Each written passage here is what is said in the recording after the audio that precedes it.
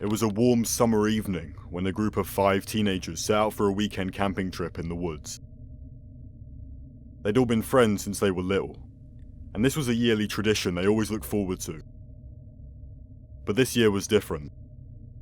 This year, something was waiting for them in the woods. As they set up camp and started a campfire, they laughed and joked, feeling excited about the adventure that lay ahead. As they ate their dinner, one of the girls, Lily, suddenly stopped talking and stared into the woods. "Guys, did you hear that?" she asked. Everyone turned to listen, but they heard nothing. "Hear what?" asked Jake, one of the boys. "I don't know, it sounded like something moving in the bushes," said Lily. "Relax, it's probably just a deer or something," said Tyler, another boy in the group. But Lily couldn't shake the feeling that something was out there. As the night went on, they told ghost stories and laughed, but Lily kept looking over her shoulder. Finally, they all went to bed. Lily was sharing a tent with her best friend, Sarah. As they settled in, Lily whispered to Sarah, "I don't like it here. Something doesn't feel right." But Sarah just laughed it off. "Stop being such a scaredy cat and go to bed." As they drifted off to sleep, Lily heard something rustling outside their tent. She held her breath, but it stopped. She tried to convince herself it was just an animal, but she couldn't shake the feeling that something was watching them. Suddenly, they were all jolted awake by a loud noise. They heard branches snapping and leaves crunching. They quickly grabbed their flashlights and ran out of their tents to see what was happening. As they shone their flashlights in the direction of the noise, they saw a figure in the shadows. It was tall and dark with glowing eyes. They all froze, too scared to move. "What the hell is that?" whispered Lily. His body heaved as if it took lumbering breaths, his limbs moving in unnatural motions that made the mind recoil in fear, almost as if they were changing shape before their eyes. "I don't know, but we need to get out of here," said Sarah. "I don't know," the monster repeated in a sinister tone, the sound of earth rattling in its throat. As they turned to run, they heard the figure start to chase them.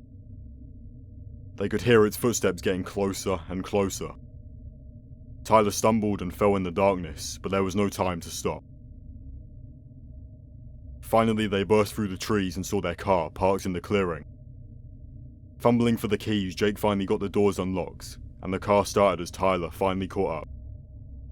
Without a moment's hesitation, they took off down the road, scanning the rear view for any sign of the monster. They all heaved a sigh of relief. "What the hell even was that?" Jake asked.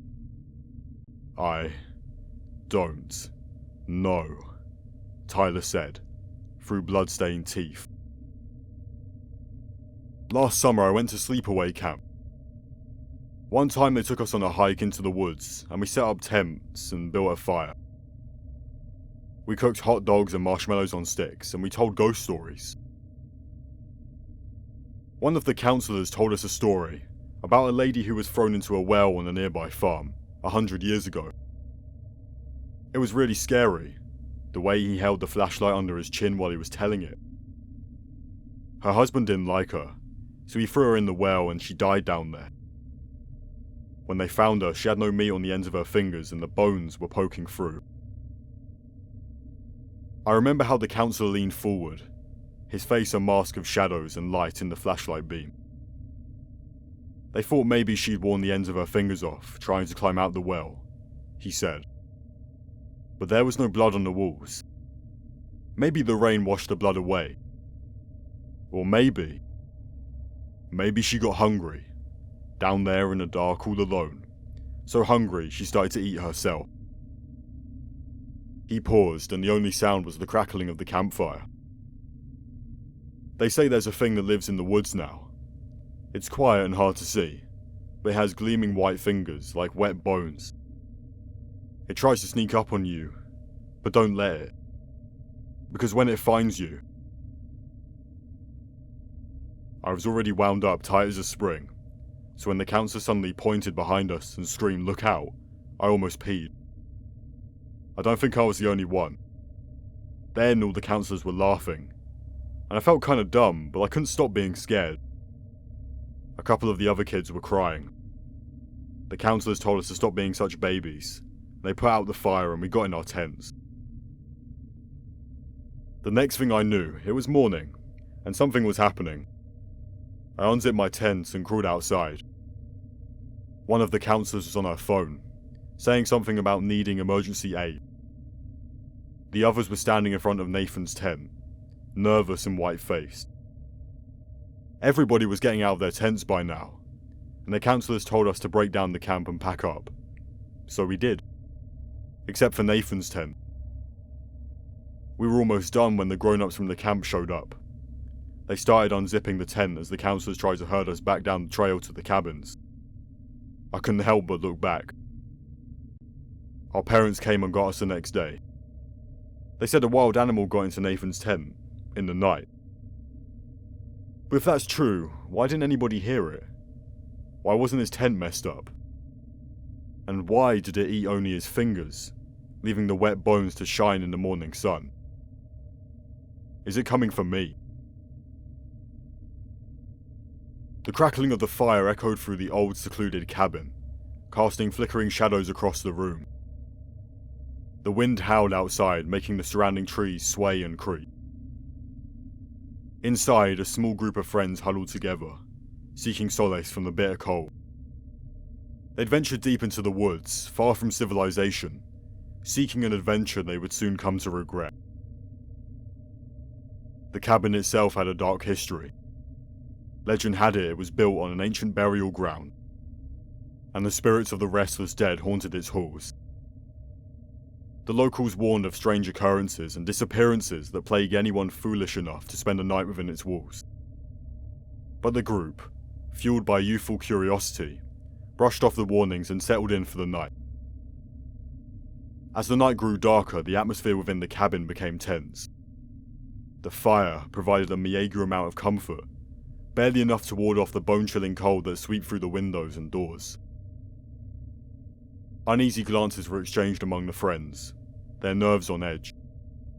They tried to distract themselves of idle conversation, but an eerie silence hung heavily in the air.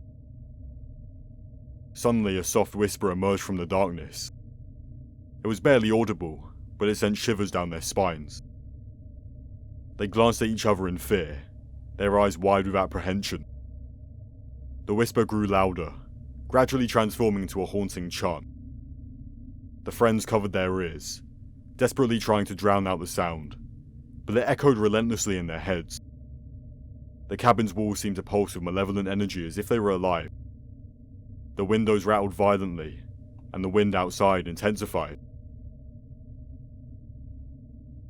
The fire, once comforting, took an ominous glow and cast grotesque shadows on the walls.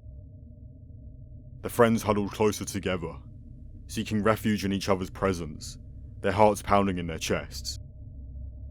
A figure emerged from the darkness, slowly materializing before their terrified eyes.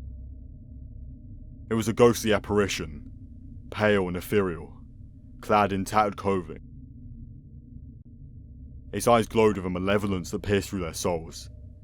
The friends tried to scream, but their voices were silenced by an invisible force that suffocated them. One by one, the friends began to vanish. They simply disappeared into thin air, leaving behind only a gust of wind and a sense of impending doom.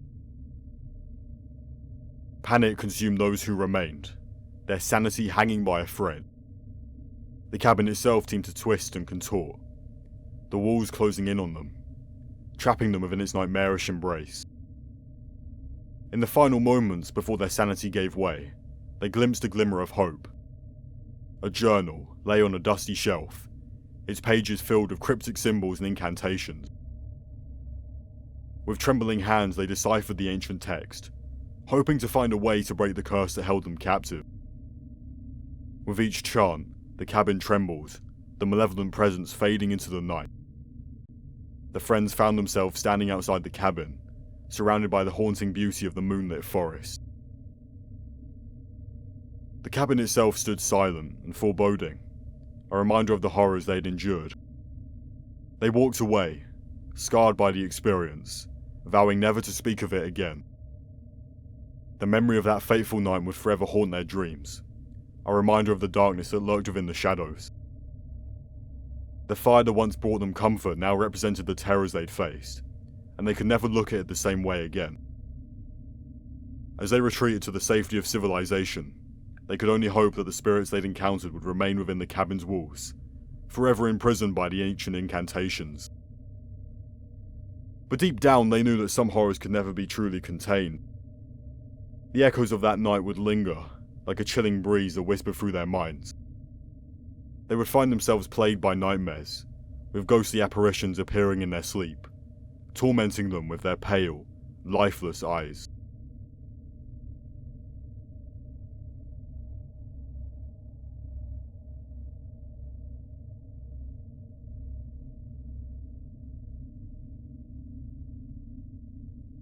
I've never been much of an outdoor person, but the summer after my second year in college, one of my roommates convinced me to go to camping with him. It was only over the weekend, and I wasn't doing anything anyway, so I said I'd go with him, and for the sake of privacy I'll call him Jake. Now Jake would go all out. He had a 2014 Jeep Wrangler, the entire backseat filled almost completely with different camping gear. He didn't like to reserve spots at actual campsites, but instead find his own spots, which he said made it more fun. We drove up into the Rocky Mountains for a while, until we found a break in the trees with enough space to fit the Jeep through. We then drove off-road between trees until we pointed out a good spot. We set up a fire pit, chairs, and the tent we'd be staying in for the night. It was already around 7 PM and the sun was starting to set.